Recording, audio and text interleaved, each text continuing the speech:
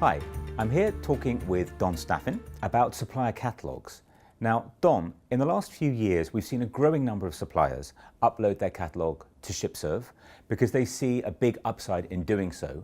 Could you tell us a little bit about those upsides? The purpose of a catalog is to have two different types of conversations. One is a conversation with people who don't know you yet, and the idea is to start a dialogue. And the second is for people who do know you to continue a dialogue. So if we take a look at the first, the people who don't know you, they have a need, they have a desire for a certain type of product, and you want to bring them in and see yourself as the source of that. And the information that you put into ShipServ can attract those people. That second group are people who know you but may not know exactly what they want to buy or have a specification issue. And so the continuing conversation with them is meant to satisfy their needs and to keep them as a customer and keep them from straying to a competitive product. So adding a catalogue into ShipServ benefits a supplier because they get exposure to those two instances. Now, some suppliers would say to us that they haven't got a super structured, formal catalogue to upload onto ShipServ.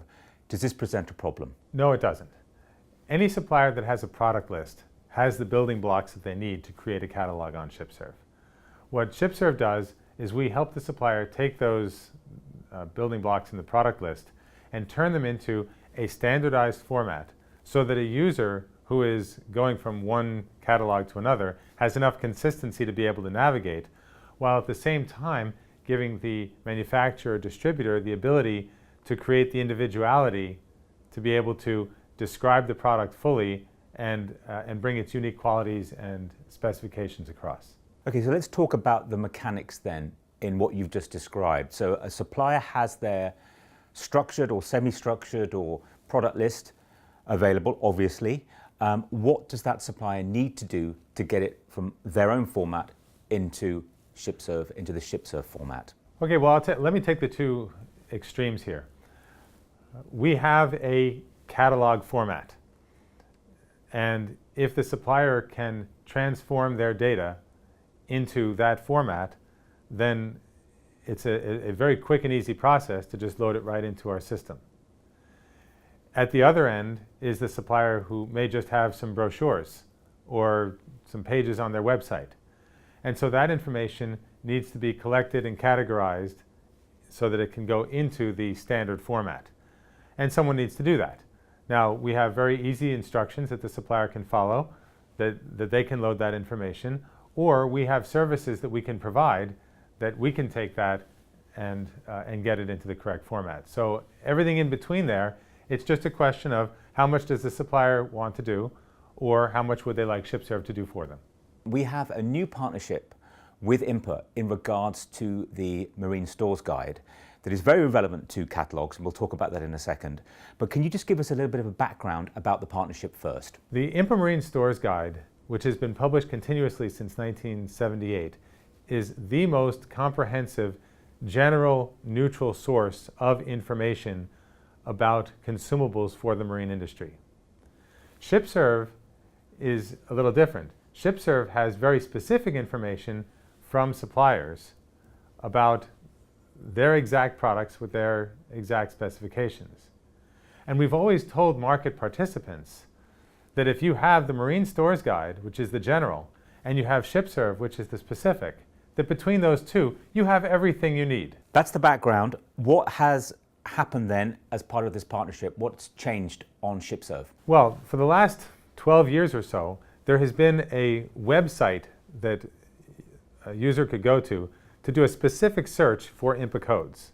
And there's been a separate website, which is ShipServ, where a user can go to look for specific products. What we're doing is we're combining those two searches into one, so that a user who does a search for a general product will be able to find out exactly who supplies it and what they're willing to supply, and a user who starts from the specific product will be able to find out how to describe it in general. So that for the first time, this gives the suppliers the ability to tie into that framework and give the user the ability to create a one-step linkage instead of having to go to first one source and then another source to find out the information they're looking for. So in summary, we've taken the Marine Stores Guide, we've incorporated it into the ShipServ search engine called ShipServ Pages. So you can now do your searches for IMPA codes in ShipServ Pages, and then you can also see a description or a listing of the suppliers that supply that item. Exactly. Now, there's also one more benefit that this framework gives, which is to the suppliers. See, the IMPA database has 48,000 products in it, and we know that there are more products to add all the time. For example, the recent development of LEDs in the lighting area. So by having this linkage, we will have a natural crowdsourced funnel of information which will be able to go back to IMPA to help them evolve the database with the help of all the market participants.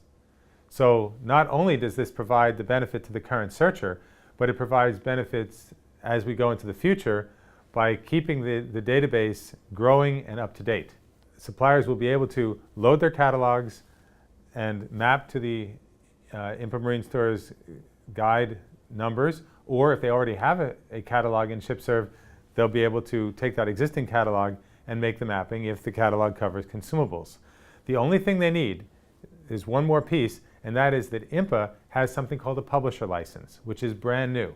And this is what allows you to officially use the IMPA intellectual property to create that linkage between your specific information and the general Marine Stores Guide database. So in order to use IMPA codes in either ShipServ when you upload a catalog, or for example on your own website, you now need this publisher, the IMPA publisher's license that you've just referred to. How do I buy a publisher license?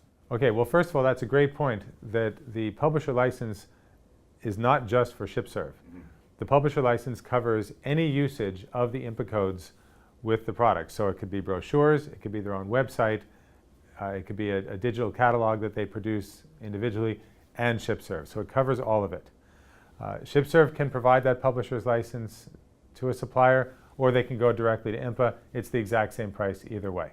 So the suppliers listening to this video, Don, are going to be really interested to hear about how ShipServ uses this catalog information they've uploaded. Well, there's two main ways. The ShipServ.com website online will let anyone who has access to the internet do their searches, find the products, and make the linkages that we talked about. But of course, as we know, there are still many users at sea who don't have access to the internet. Now, for more than 60 years, there's been something called ShipServ on board that specifically caters to the needs of those users. And in the digital version of ShipServ on board now, what we have is the IMPA Marine Stores Guide already preloaded into the database, so that any user who installs ShipServ on board on their vessel will be able to search through the Marine Stores Guide just as they could online and see those linkages to individual products, so they will know exactly what they're requesting when they do a search at sea. So the Marine Stores Guide is now in ShipServ Pages, and the Marine Stores Guide is now on ShipServ on board in both the DVD and USB formats. Correct. So Don, in conclusion, just remind us, what does a supplier have to do to maximize the benefit from their catalog? The steps that they need to do are, number one, they need to be a member of ShipServ. Number two, they have to provide the product information, which can be loaded as a catalog.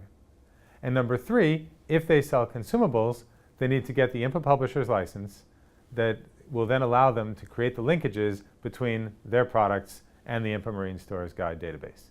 And of course, we can help them with all those steps. Of course. Great. Don, thank you very much.